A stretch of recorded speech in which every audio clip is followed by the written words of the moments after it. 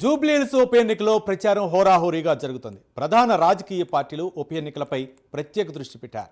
BRS అభ్యర్థి మాగంటి సునీత గెలుపు కోసం ఆ పార్టీ నేతలు విస్తృతంగా ప్రచారం చేస్తున్నారు. ప్రజల్ని తనను బాగా ఆదరిస్తున్నారని అన్నారు సునీత.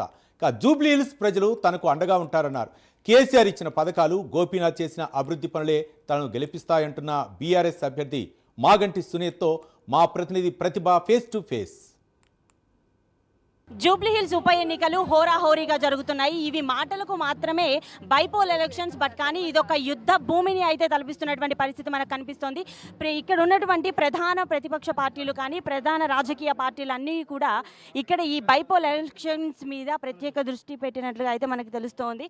మరి ఇక్కడ మనం చూసుకుంటే ఇవాళ బీఆర్ఎస్ అభ్యర్థి అయినటువంటి మాగంటి సునీత ప్రచారాన్ని జోరుగా కొనసాగిస్తున్నటువంటి పరిస్థితి అయితే ఉంది. మరి ప్రతి ఒక్కరి దగ్గరికి కూడా వెళ్ళి వారి ప్రచారాన్ని అయితే కొనసాగిస్తున్న పరిస్థితి అయితే మనం ప్రత్యక్షంగా చూస్తూ ఉన్నాము. అసలు ఇప్పుడు బీఆర్ఎస్ అభ్యర్థి మాగంటి సునీత గారితో మాట్లాడే ప్రయత్నం చేద్దాము. ఇక్కడ మనం చూసుకున్నట్లయితే మాగంటి సునీత గారికి అయితే హారతులు పట్టి మరి ఇక్కడ స్వాగతిస్తున్నటువంటి పరిస్థితి అయితే మనం ప్రత్యేకంగా చూస్తూ ఉన్నాము. మరి బీఆర్ఎస్ అభ్యర్థి మాగంటి సునీత గారి మాటల్లో అసలు ప్రచారం ఎలా జరుగుతుంది అన్న విషయాలు కొన్ని మనం తెలుసుకునే ప్రయత్నం చేద్దాం. నమస్తే అండి. ప్రచారం ఎలా జరుగుతోంది, మీకు ప్రతి చోట కూడా ఆదరణ ఎలా ఉంది ప్రజల దగ్గర నుంచి? మంచిగా రిసీవ్ చేసుకుంటున్నారు. గోపీనాథ్ గారు చేసిన అభివృద్ధి పనులు వాళ్ళే ఎక్స్ప్లెయిన్ చేస్తున్నారు. జూబ్లీహిల్స్ అనంటే నియోజకవర్గంలో అసలు పెట్టింది పేరు మాగంటి గోపీనాథ్ గారు లేరు అనే చేదు నిజాన్ని అయితే అందరూ భరించడానికే ఫస్ట్ కష్టంగా ఉన్న పరిస్థితి. అలాంటిది ఇప్పుడు మాగంటి సునీత గారు వచ్చి ఆయన హవాని ఎలా కొనసాగించబోతున్నారు? గోపీనాథ్ గారు అంటేనే జూబ్లీహిల్స్ అంటేనే గోపీనాథ్ గారు ఫ్యామిలీ, ఒక కుటుంబం. జూబ్లీహిల్స్ అంటే వాళ్ళ కుటుంబం లాగా నన్ను వాళ్ళతో కలుపుకొని చూస్తున్నారు.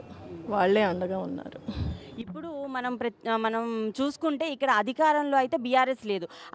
ఇటువంటి పరిస్థితుల్లో బైపోల్ ఎలక్షన్స్ రావడము, ఈ బైపోల్ ఎలక్షన్స్లో మీరు గెలుస్తారు అన్న ధీమా ఎలా వ్యక్తం చేస్తున్నారు? కేసీఆర్ గారు ఇచ్చిన పథకాలు, గోపీనాథ్ గారు చేసిన అభివృద్ధి పనులే గెలిపిస్తాయి.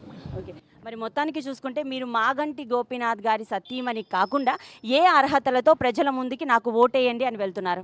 గోపీనాథ్ గారు చేసిన అభివృద్ధి పనులు ఉన్నాయి. ఆశయాలు నెరవేర్చడానికి, ఆయన అనుకున్న పనులన్నీ ప్రజలకి చేసి పెట్టడానికి ముందుకు వచ్చాను. గోపీనాథ్ గారి పేరు నిలబెట్టాలి. ఇప్పటి వరకు చూసుకుంటే మాగంటి సునీత గారిని బీఆర్ఎస్ ప్రభుత్వం మీ పేరుని ప్రతిపాదించిన దగ్గర నుంచి కూడా ఏదో ఒక రకంగా కాంట్రవర్సీ అనేది అయితే వినిపిస్తూనే ఉంది. వాటన్నిటిని నెగ్గుకుంటూ ఇవాళ మీరు ప్రజల మధ్యలోకి వస్తున్నప్పుడు ప్రజల దగ్గర నుంచి మీకు అశేష ఆదరణ అయితే కనిపిస్తుంది.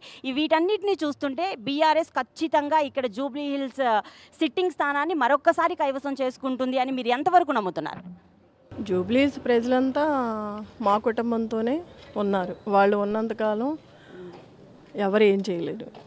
ప్రజలు ఉన్నంతవరకు బీఆర్ఎస్ పార్టీ తప్పకుండా గెలుస్తుంది. ఇప్పటి వరకు మీరు సబ్మిట్ చేసినటువంటి అఫిడవిట్లో కొన్ని ఖాళీలు కూడా ఉన్నాయని ప్రతిపక్ష పార్టీలు అయితే ఇప్పుడు అధికారంలో ఉన్న పార్టీలు నవీన్ యాదవ్ గారు కానీ ఇటువంటి కామెంట్స్ అనేవి చేస్తున్నారు. మరి వాటికి మీరు ఇచ్చే ఆన్సర్ ఏంటి?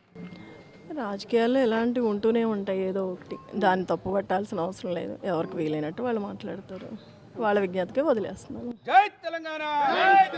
ఓకే, మరి మొత్తానికి చూసుకుంటే ఎటువంటి కాంట్రవర్సీలు వచ్చినా కూడా ప్రజల ఆదరణ అయితే తనకి ఉంది.